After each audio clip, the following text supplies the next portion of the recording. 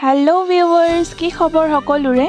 video upload কৰিবলৈ অকমান বেছিয়ে সময় লৈছো ন গম পাইছো বাৰু আসলতে মই অকমান ব্যস্ত হৈ আছিলো সেই কাৰণে ভিডিও আপলোড কৰোতে অকমান বেছি সময় লাগিছে আৰু এই ভিডিওটো হয় 31 জানুৱাৰী মানে মেডাম মেফিৰ দিনাখনৰ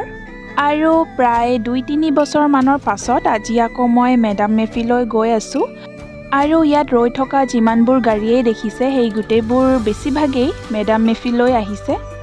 আৰু এই জেগাডখৰ আছে ডিগবৈ হাই স্কুলৰ ওচৰত ডিগবৈত থকা সকলে বাৰু জানে আৰু যোনসকল ডিগবৈৰ বাহিৰত থাকে তেখেতলোকে বাৰু নাজানিবও পাৰে আৰু এনেকৈ ক'লে হয়তো বুজিও নাপাব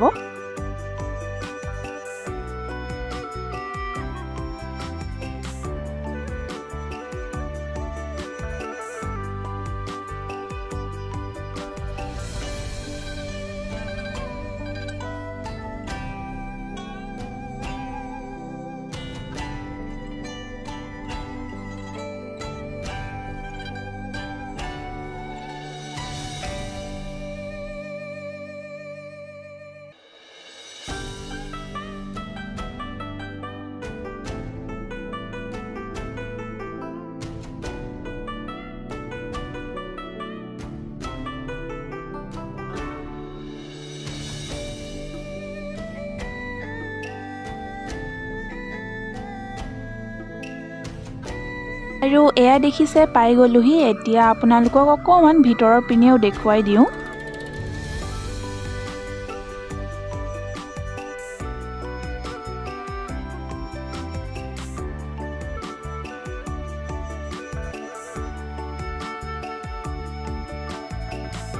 তাৰ পাছত দেখিলো যে ইয়াতে খালি চকী কেইখনমান আছিলে আৰু আমিও আহি অলপ দেৰি বহিলো বহুত বেছি মানুহ আহিছিলে বহুত বেছি ভিৰো হৈছিলে কিন্তু জেগাডখৰ অকনমান আহল বহল হোৱাৰ কাৰণে ভিৰ ধৰিব পৰা নাই আসলতে আৰু এতিয়া আপোনালোকক অকনমান খোৱাৰ জেগাডখৰলৈ লৈ যাওঁ আমি আসলতে খাবলৈ নৰখিলো ঘৰত খায়ে আহিছিলো আৰু ইমানেই ভিৰ আছিলে যে ঠেলা হেঁচাকৈ সোমাই যাবলৈও মন নগল আসলতে আৰু এয়া এই ঘৰটো দেখিছে এই ঘৰটোৰ ভিতৰতে খোৱাৰ যোগাৰ কৰা হৈছে আৰু ইয়াৰ পাছতেই আমিও তাৰ পৰা ওলাই আহিলো আৰু আজিৰ ভিডিওটো ইমানতে শেষ কৰিছো আজিলৈ ইমানেই এণ্ড থ্যাঙ্কস ফৰ ওয়াচিং